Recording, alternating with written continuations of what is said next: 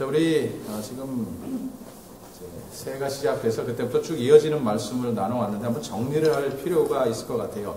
물론 이제 나눌 말씀도 많아서 바쁜데 그래도 정리하고 지나가는 게 좋을 것 같은데, 무슨 얘기를 처음에 이제 새해가 시작되면서 시작했냐면, 하나님께서 우리를 인도하는 방식은 언제나 동일하시다는 것. 하나님이 청사진을 확 보여주시고 이 길로 가라 라고 하시는 것이 아니라 한 걸음씩 인도하시기 때문에 결국 우리는 한 걸음씩 따라갈 수밖에 없다라고 하는 이런 얘기를 했어요.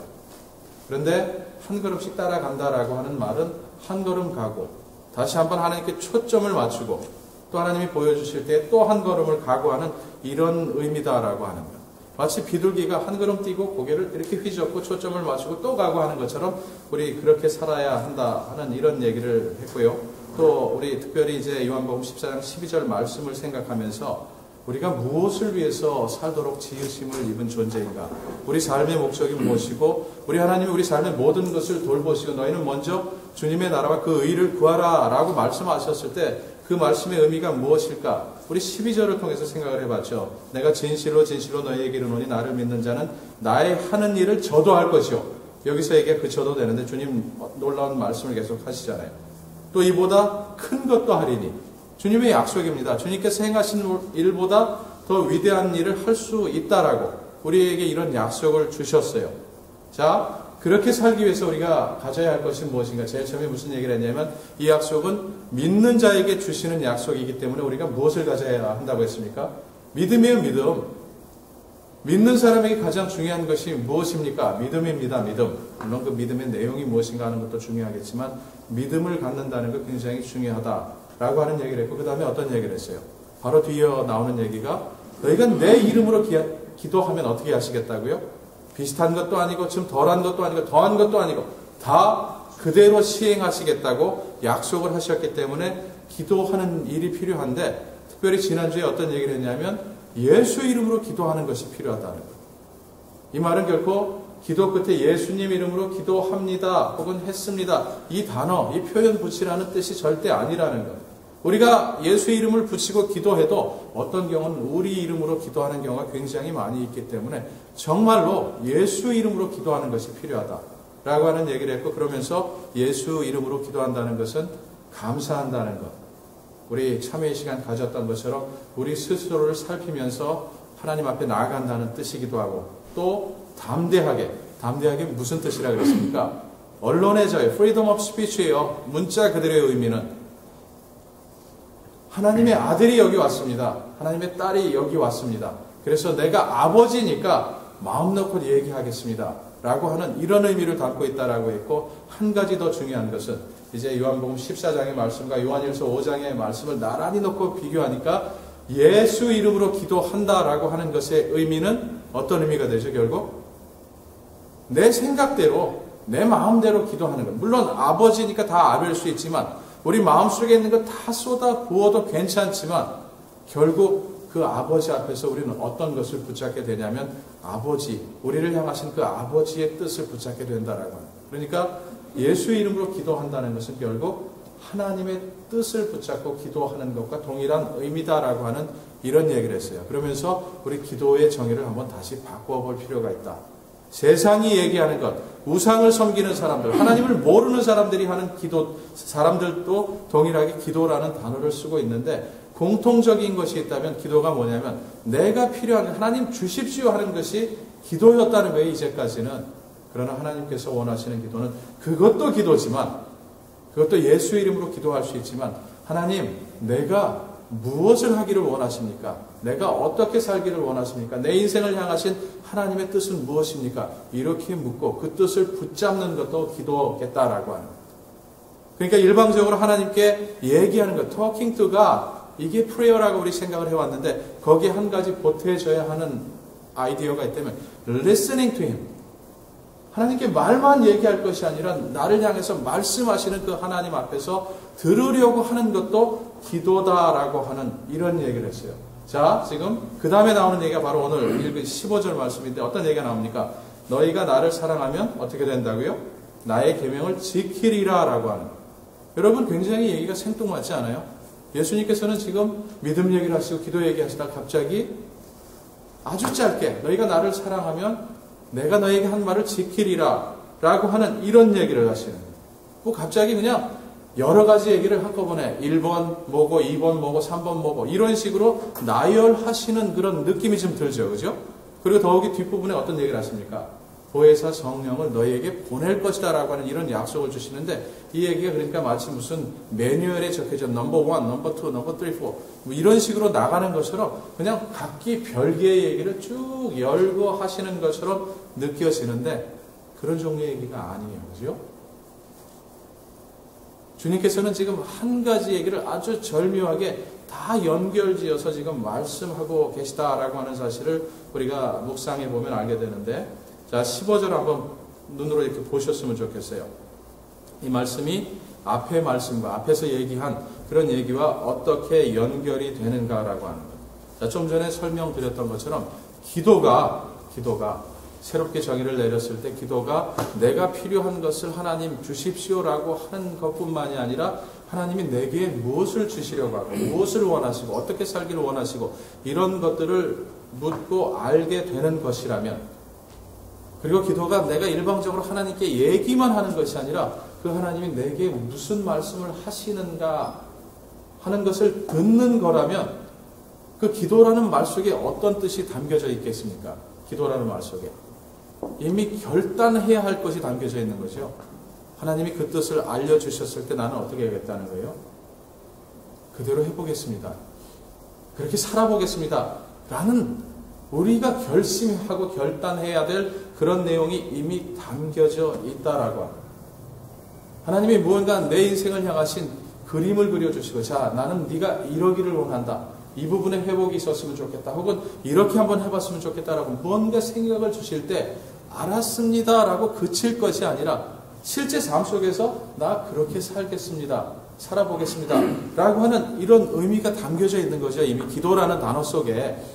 그러니까 지금 주님께서 너희가 나를 사랑하면 내가 너희에게 말한 대로 나의 계명을 지킬 것이다 라고 하시는 이 얘기는 전혀 별개의 얘기가 아니라 지금 똑같은 얘기를 쭉 하고 계시는 거예요. 다음 주에 생각해 볼 성령 하나님을 보내셔서 우리 안에 거하게 하시고 우리로 하여금 주님께서 말씀하신 것들을 생각나게 하시는 그 이유도 동일한 것을 우리가 보게 되는데 자, 이 얘기를 그러니까 기도라는 말 속에는 이미 우리의 결단해야 할 것에 대한 내용이 포함되어 있고 지금 하시는 말씀도 그런 것이다 라고 하는 이런 것을 우리가 알게 될 때 이게 어떤 의미가 되냐면 좀 냉정하게 표현하자면 우린 믿잖아요. 그죠? 믿음이 있습니다. 우리에게. 그리고 우리 기도하면서 살아갑니다. 그 기도의 내용이 무엇이건 간에. 근데 정말 우리가 믿음으로 기도했다면 이 두 가지를 합쳐서 얘기할 때 믿음으로 또 기도하면서 살고 있다면 우리 삶 속에 무엇이 나타나야 한다는 거예요? 행하는 것. 순종이 나타나야 한다는 것. 나타나게 돼 있다는 거예요. 우리가 정말로 믿음을 가졌다면 그리고 우리가 정말로 예수 이름으로 기도하면서 살고 있다면 이것은 그냥 내가 어떤 특정한 장소, 특정한 자리에서 특정한 시간에 하나님께 무언가를 아뢰는 것으로 그치지 않고 넘쳐서 내 삶 속에서 무언가 드러나게 돼 있다는 것. 그래서 내가 내 생각대로가 아니라 하나님이 알려주시는 생각을 붙잡고 살아나가는 그런 삶으로 이어지게 된다라고 합니다. 여러분 굉장히 중요한 얘기예요. 다 연결되어 있는 거예요. 우리 성경을 볼 때 우리 대체로 어떤 경향을 가지냐면 내 눈에 쏙 들어오는 얘기만 빼죠. 그래서 그것을 하나님 앞에 클레임합니다. 그것도 잘하시는 건데 더 잘하실 수 있는 방법은 뭐냐면 그것만 하나 쏙 빼가지고 하나님 이렇게 말씀하시지 않았습니까? 이렇게 해주십시오 라고만 클레임할 것이 아니라 전체적인 크리스천 라이프를 그려보면서 하나님이 도대체 하나님의 아들인 나, 하나님의 딸인 내게 대해서 지금 이 시점에서 지금 내가 놓여진 상황 속에서 무엇을 원하시는가 이런 것들을 바라볼 필요가 있다는 거죠. 너희들이 내 이름으로 기도하면 내가 반드시 그대로 다 시행할 것이다 라고 하는 약속을 줬을 때 그것만 쏙 빼서 보십시오. 이렇게 약속하셨는데 내 삶 속에 이루어지는 것이 도대체 뭐가 있습니까? 라고만 주장할 것이 아니고 앞뒤를 좀 살펴보면서 전체적으로 무슨 말씀을 하시는가라고 하는 것을 생각해 볼 필요가 있다. 자, 한국 교회 성도들이 가진 신앙을 기복신앙이라고 얘기를 합니다. 그리고 프로스페리티 가스펠에 너무 빠져 있다라고 이런 얘기를 하는데, 여러분 교회 다니시면서 아마 말라기 3장에 나오는 말씀을 많이 들어보셨을 거예요. 만군의 여호와가 이르노라, 너희가 온전한 11조를 창고에 들여 나의 집에 양식이 있게 하고 그것으로 나를 시험하여 내가 하늘문을 열고 너희에게 복을 쌓을 것이 없도록 붙지 아니하나 보라. 아이고, 읽기도 힘드네. 여러분 많이 들어보셨죠? 우리 한국에서 부흥사들이 이민교회 오시면 왜 자꾸 이 말씀 하시는지 저는 잘 모르겠는데, 11조 하십시오, 11조 하십시오. 그러면 물질의 축복의 문이 열립니다. 그런 얘기입니까, 여러분? 좀 냉정하게 한번 생각해 보자고요. 말라기라는 선지자를 보내서 구약의 맨 마지막 그 부분에서 하나님이 자기 백성들에게 하시는 얘기가 뭡니까? give and take이에요. 너희가 11조 내면 내가 물질의 복을 쏟겠다라고 이런 약속을 하시는 겁니까? 여러분, 말라기를 안 읽어보니까 무슨 얘기하는지 모르고 그런 얘기하면 그런가 보다 해서 11조 해야지. 여러분, 11조가 나쁘다는 얘기가 아니에요. 하나님께 후히 드리고 기쁘게 드리고 열심으로 드리고 하는 이런 일들이 나쁘다라고 얘기하는 것이 아니라, 하나님이 말라기라고 하는 그 선지자를 통해서 하시는 말씀이 무엇인가 생각도 해보지 않은 채로 내게 필요하다는 그 말씀인 것처럼 느껴져서 그 말씀만 들으면 내가 뭔가 달라질 것 같아서 그럼 11조 해야지라고 결심하는 것은 잘못됐다는 거예요. 말라기 선지자를 통해서 하시는 얘기가 뭡니까? 11조 하면 물질의 복을 받는다라고 하는 얘기를 하시는 게 아니죠. 내가 뭔가 하나님 드렸을 때 하나님 그 대가로 뭔가 주신다고 하면, 나 이 파란 날을 잘라서 하나님 드리십시오. 받으십시오. 건강을 주십시오라고 구할 거예요. 머리의 세포, 뇌 속의 세포 몇 가지 떼서 드리고 하나님 나 청명하게 해주십시오. 이렇게 구해야 하는 것이 맞는데, 말라기 선지자를 통해서 하나님께서 말씀하시는 것은 너무도 하나님으로부터 멀어져 있는 자기 백성을 향해서 탄식하시는 겁니다. 하나님이 내가 너희를 사랑한다라고 했을 때 말라기 선지자가 활동하던 그 시대에 하나님의 백성들은 뭐라고 얘기를 했냐면, 하나님을 기억하지도 않았고 하나님의 뜻을 붙잡지도 않았고 하나님 원하시는 모양대로 살고 있지도 않으면서 하나님을 향해서 뭐라 그래요? 우리를 사랑하신다고요? 우리를 보십시오. 우리가 이렇게 살고 있는데 이게 하나님의 사랑입니까? 라고 외치는, 하나님을 향해서 변명해야 되고 하나님을 향해서 손가락질하는 그런 사람들을 향해서 지금 11조 하라는 얘기를 하고 계신 것이 아니라, 너희가 너무도 멀어져 있다는 거예요. 돌아오라고, 내 백성아. 나와 맺은 언약이 무엇인지 너희가 그 언약을 기억하고 그런 삶으로 돌아오기를 원한다라고 하시는 과정 속에서 한 가지 예로 드신 것이 바로 11조에 관한 얘기.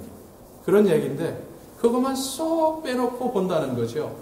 그러니까 드림은 있는데 그건 참 잘하시는 건데 나머지 삶이 11조 드리는 자의 삶이 아니잖아요. 물질은 드리는데 마음은 다른 곳에 가 있잖아요. 하나님 계속 가슴 치실 거예요. 왜 이것은 하면서 너의 마음은 여전히 나로부터 멀어져 있는가? 하나님은 탄식하실 것이다. 자, 지금 굉장히 복잡한 얘기를 하고 있고 무거운 얘기를 하고 있는 것 같은데 아주 심플한, 하나님이 원하시는 건 무엇이라고요? 우리의 마음이라는 거예요. 온 세상을 소유하고 계시고 온 세상을 주관하신 하나님이 우리가 뭘 더 드리고 덜 드리고 이게 뭐가 중요하겠어요?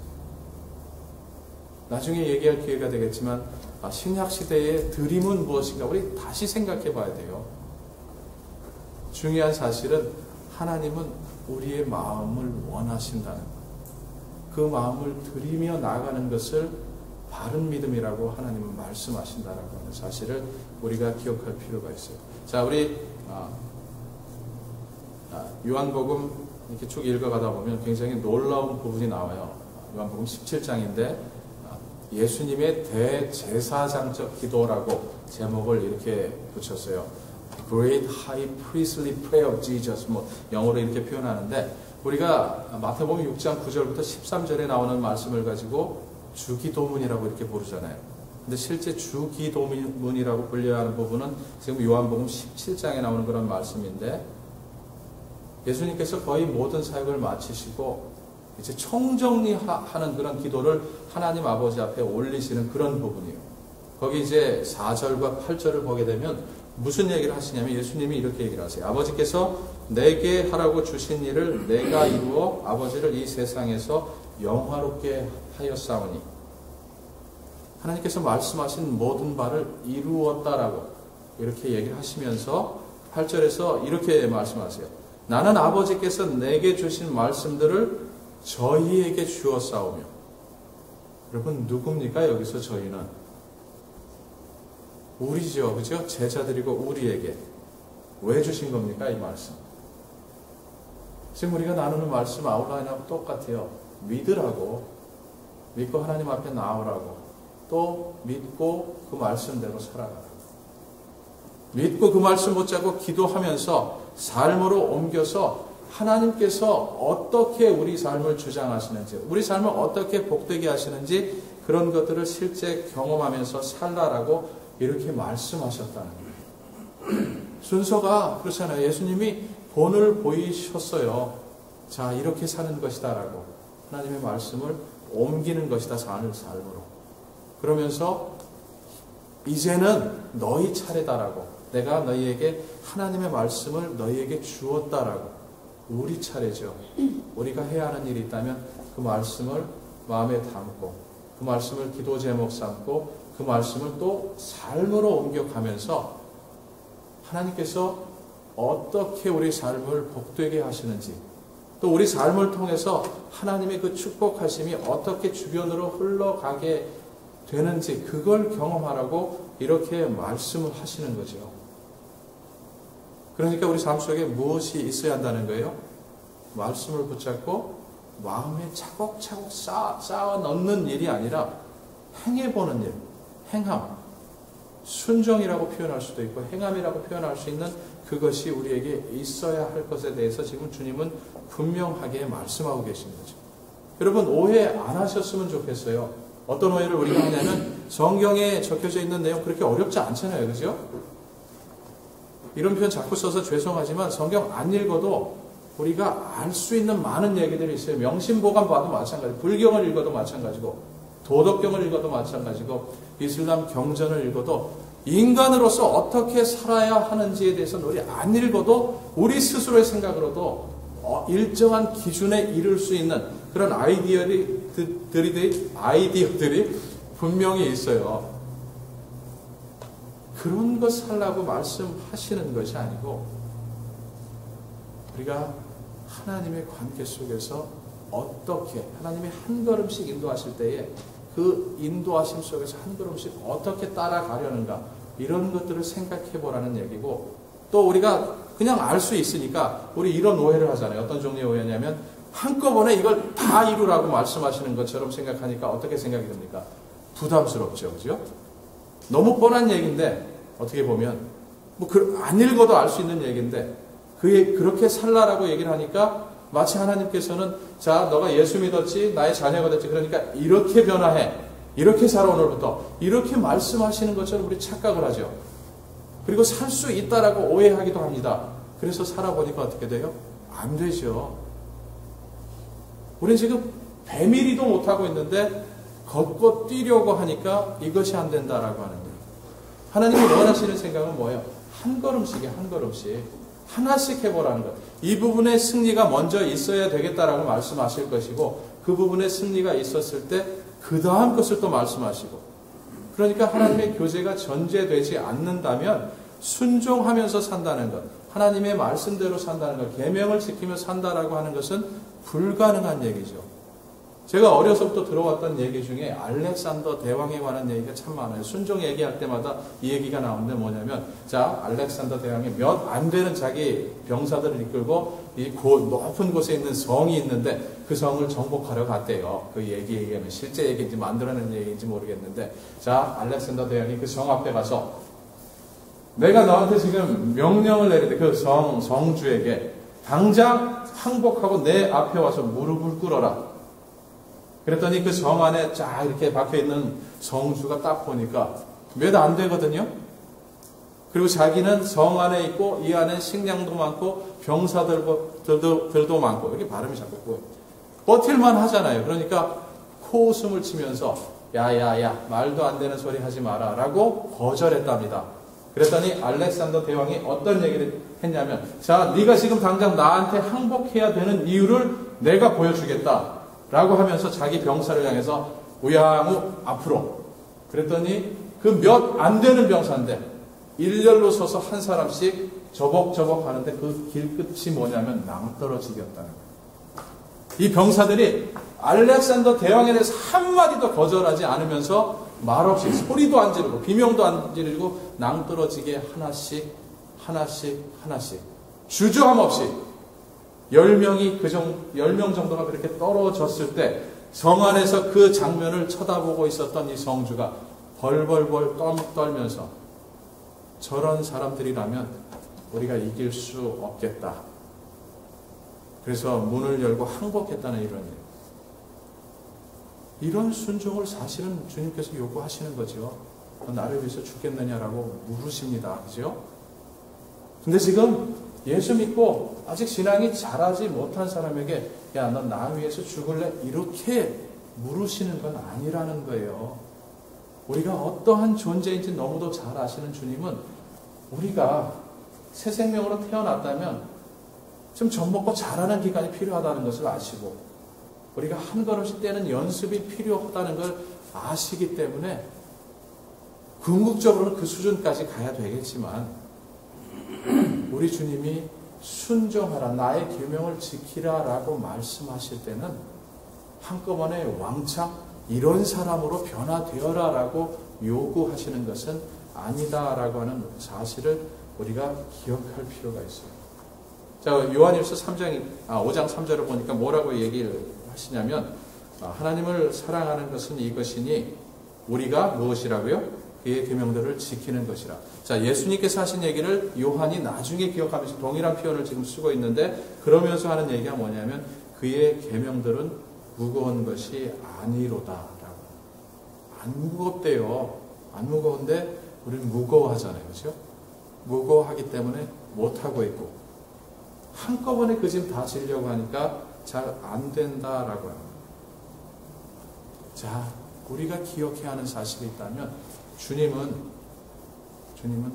말씀하시는 분이시고 주님은 우리에게 무거운 짐을 지어 놓고는 해 어떻게든지 해 이렇게 하시는 분이 아니라 우리가 해야 하는 일을 또 할 수 있는 일을 우리에게 말씀하시고 우리가 그렇게 살아가려고 할 때 그 작은 하나를 굉장히 큰 일로 보셔서 우리를 축복하시는 그런 분이시라라고 하는 사실을 우리가 분명히 기억할 필요가 있습니다. 자, 우리 지금 14장 15절 말씀을 읽어놓고 지금 다른 얘기를 하는 것처럼 느끼실 수도 있는데 자, 주님께서 원하시는 게 무엇일까?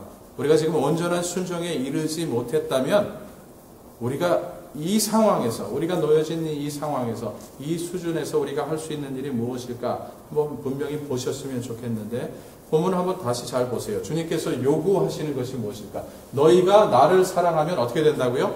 나의 계명을 지키리라 라고 하는 거예요. 잘 보셔야 돼요. 자, 한글로 적힌 윗부분을 보시면서 주님께서 지금 저와 여러분에게 요구하시는 것이 무엇입니까? 여러분이 완벽한 순종, 온전한 순종에 아직 이르지 못했다면 자라가는 상황이고 때때로 순종하기도 하고 때때로 그렇지 못하다라고 할 때 주님께서 우리에게 요구하시는 것은 무엇이겠어요? 너희가 나를 사랑하면 나의 계명을 지키리라. 무엇을 요구하시는 것 같습니까? 자, 두 가지 고르게 해드릴게요. 그래야 답이 쉬워질 거예요. 자, 주님은 지금 사랑을 요구하시는 거다, 순종을 요구하시는 거다. 뭘 요구하시는 것 같아요? 둘 다. 그렇죠? 안전하게 둘 다. 그러면 이제 채점할 때 헷갈리게 반점만 맞는 수가 있죠.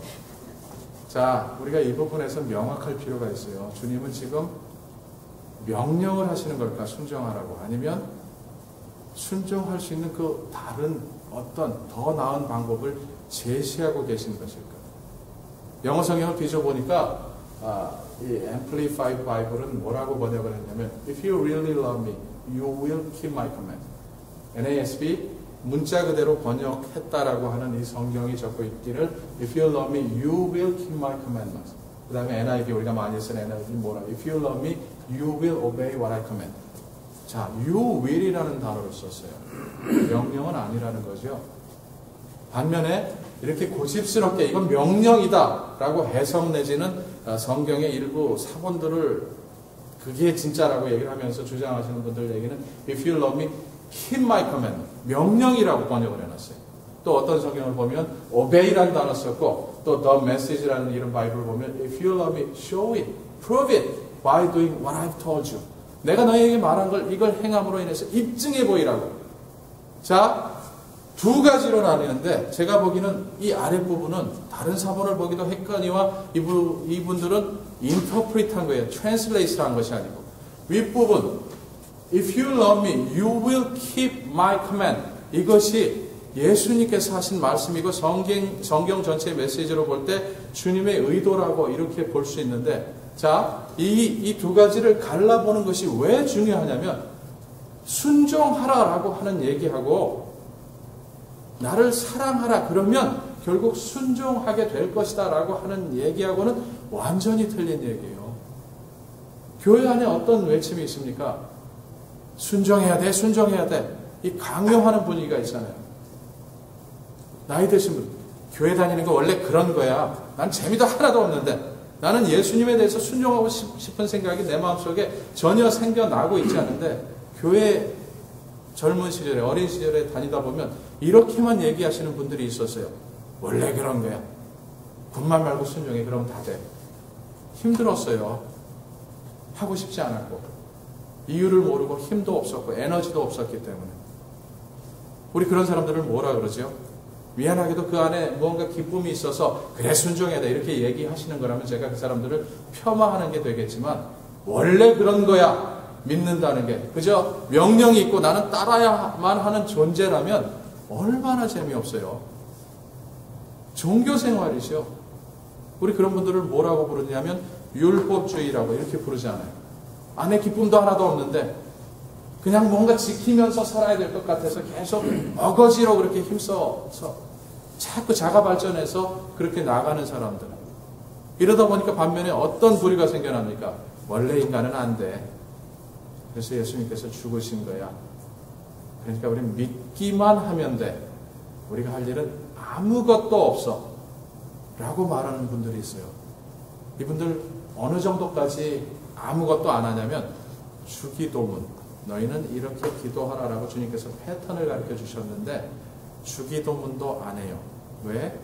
주님이 다 하셨는데 다 용서하셨는데 우리 문제를 다 해결하셨는데 이 깨달음만 있으면 되는 거지 뭘 우리가 할 일이 있겠느냐. 이러면서 이 깨달음을 전해주려고 애쓰는 사람들. 교회 안에 그런 부류들이 있잖아요. 그렇죠? 자, 지금 제가 누구다라고 말씀은 안 드리겠지만 어떤 여집사님이 둘 다라고 이렇게 대답을 하셨는데 참 잘하신 것 같아요. 자, 사실은 둘 다인데 순서는 있죠. 주님께서 말씀하시는 게 뭡니까? 너희가 나를 사랑하면 그 결과로 어떻게 된다고요? 계명을 지키게 된다. 주님의 사랑 안에서 에너지를 얻어야 순종할 수 있게 된다는 이 얘기를 하시는 거잖아요. 그렇죠? 그러니까 저와 여러분이 애써야 하는 일이 있다면 뭐겠습니까? 지키려고 지금 그런 수준이 되셨고 그런 에너지를 늘 공급받고 계시다면 아 이렇게 말씀하셨으니까 이렇게 살아야지라고 하는 어프로치를 하셔도 괜찮은데 그것이 버거우시다면 그것이 아직 익숙해 있는 부분이 아니라면 훈련하셔야 하는 부분이 있는 거죠. 그게 뭐겠습니까? 주님의 사랑을 담는 거예요. 주님의 사랑을 기억하는 겁니다.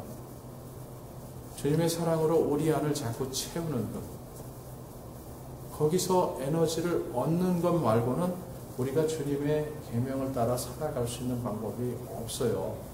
우리 다음 주에 얘기할 거지만 성령 하나님에 대해서 말씀하시는 이유도 마찬가지입니다. 동일한 의미로.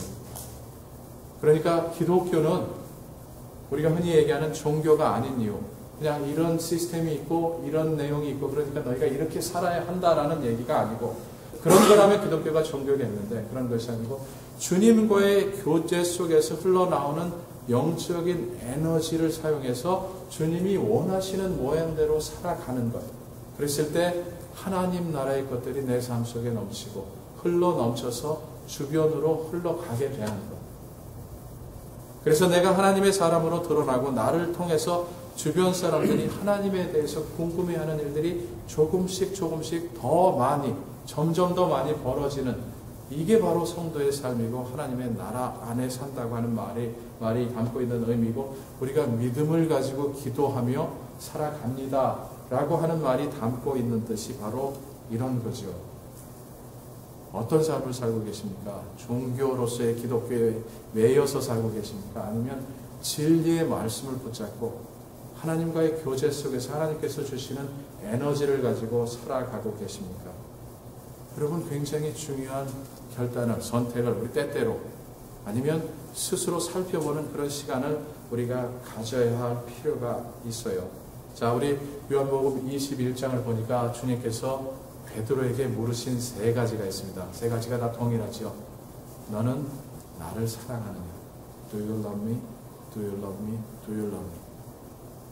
똑같은 질문. 어떤 사람은 앞에 두 개의 사용한 단어와 세 번째 사용하신 단어가 같지 않다, 여기에 의미를 두시기도 하는데, 주님의 의도는 그냥 사랑을 물으신 거예요. 내가 나를 사랑하느냐? 내가 나를 사랑하느냐? 내가 나를 사랑하느냐?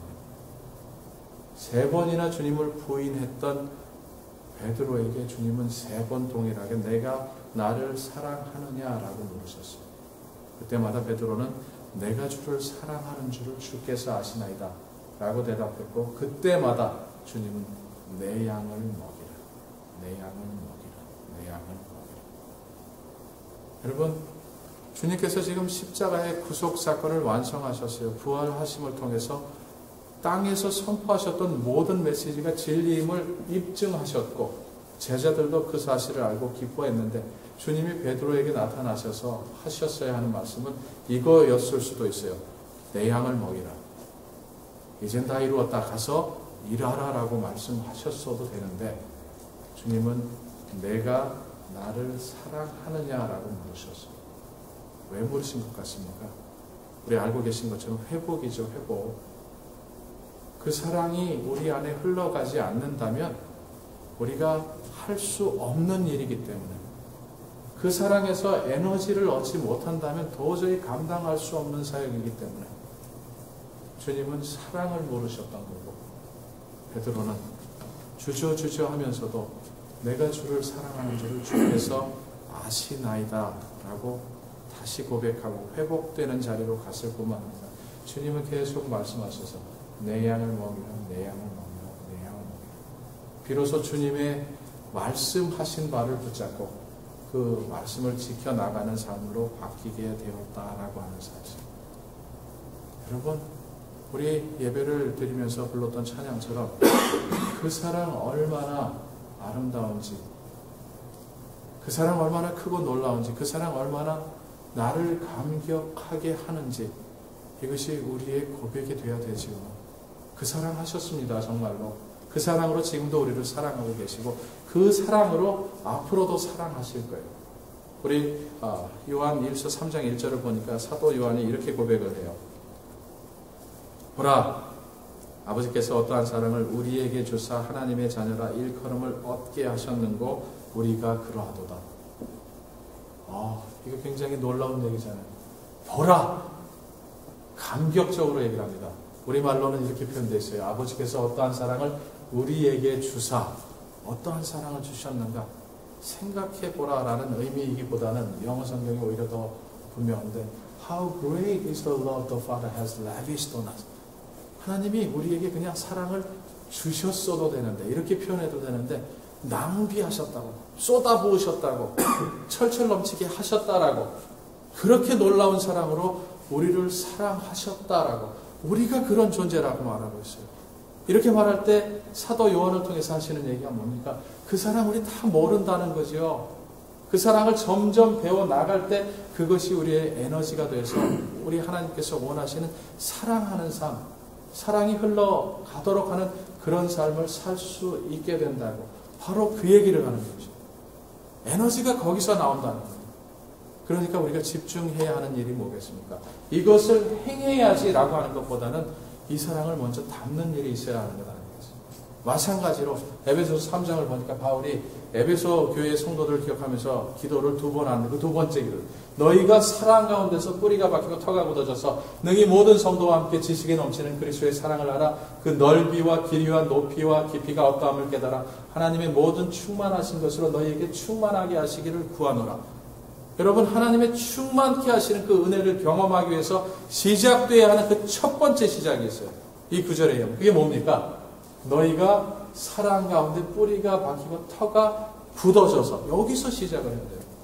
이미 그 사랑을 보이셨는데 그 사랑 가운데 우리가 온전하게 점점 더 온전하게 서갈 때 그 일이 어떻게 이어지냐면 그리스도의 사랑을 더 알아. 그래서 너무 넓은 그 사랑, 너무 긴 그 사랑, 너무 높고 너무 깊은 그 사랑을 점점 더 많이 깨달아가면서 하나님께서 부욕해 하시는 하나님의 축복을 경험하게 된다. 첫 단추가 뭐예요? 사랑입니다. 사랑. 자, 그러니까 우리가 집중해야 하는 일 한 가지가 분명해지는 거죠. 내가 이렇게 살아야지, 저렇게 살아야지 라고 하는 생각 이전에 주님의 사랑을 우리에게 담는 것, 더 담는 것. 그럼 어떻게 하라고요? 저 잘 모르겠어요. 담으십시오. 주님 앞에 나가십시오. 나가셔서 사랑한다고 고백하십시오. 주님의 사랑이 나를 움직인다고 믿으십시오. 우리 어떤 한국의 가정법원에서 재판하는 걸 보여주니까 그 판사가 참 이상하신 분인데 아버지와 아들 사이에 문제가 있어서 무슨 범죄가 있었는지 근데 판결만 내리면 되는데 이분이 꼭 하시는 일이 있대요. 부자지간, 모녀지간이든지 어떤 경우든지 간에 부모 자식 간에 사랑합니다라는 말을 하도록 시킨다는 거예요. 그래서 어떤 티네이저 보이에게 판사가 너 아버지에게 미안합니다, 사랑합니다 이거 반복하라고 억지로 시작을 하다가 법정에서, 교회가 아니고 법정에서 이 10대 청소년이 아버지를 향해서 통곡을 해요. 아버지 사랑합니다. 처음엔 판사가 시켜서 한 얘기인데 고백하다 보니까 이 안에서 터져 나와서 진심으로 아버지 앞에 사랑합니다. 한 번도 이런 말 못하며 사는 건 미안합니다. 이렇게 얘기를 하니까 그 고백을 들으면서 그 아버지는 미안하다. 내가 잘못했다. 여러분, 하나님 앞에 나가서 우리가 해야 될 일이 그런 것 같아요. 너무 당연하게 여길 사랑이 아니고 너무 커서 다 담지 못하는 이 사랑. 하나님, 내가 사랑합니다. 내가 정말로 사랑합니다. 라고 고백하시면서 하나님 앞에 나가시면 그 사랑을 알게 해주시고 느끼게 해주실 것 같아요. 그러니까 우리 한 주간 또 이런 부탁도 동시에 드려보고 싶은데 그렇게 하시는데 우리 각자 큐티를 어떻게 하시는지 또 성경 읽기를 어떻게 하시는지 모르지만 적어도 우리가 예배하는 이 자리에서 하나님의 사랑에 대해서 이렇게 생각할 수 있었다면 한 주간을 사시면서 좀 어렵지도 않잖아요. 하나님의 사랑을 담자. 하나님 메시지를 기억하시면서 우리가 사랑하면 우리가 주님의 말씀을 지켜나갈 수 있는 그런 힘이 생긴다고 하는 이 메시지를 기억하시면서 계속 하루를 그렇게 시작하셨으면 좋겠습니다. 기억하시고 적용하시면서 그래서 우리 다음 주에 이 예배하는 자리에 다시 나왔을 때 이렇게 살아보았습니다. 하나님. 그래서 내 삶 속에 이러한 일들이 크던 작던 변화가 있었습니다. 하는 이런 고백을 하나님 앞에 예배하시면서 드릴 수 있으면 좋겠습니다. 우리 한 주간 살아가시면서 주님을 사랑하시는 마음으로 사시고 또 그 사랑에서 주시는 에너지 가지고 주님의 말씀들을 지켜나가는 중에 하나님 나라를 좀 더 경험하시는 복된 성도님들이 다 되시기를 주님의 이름으로 축원해 드립니다.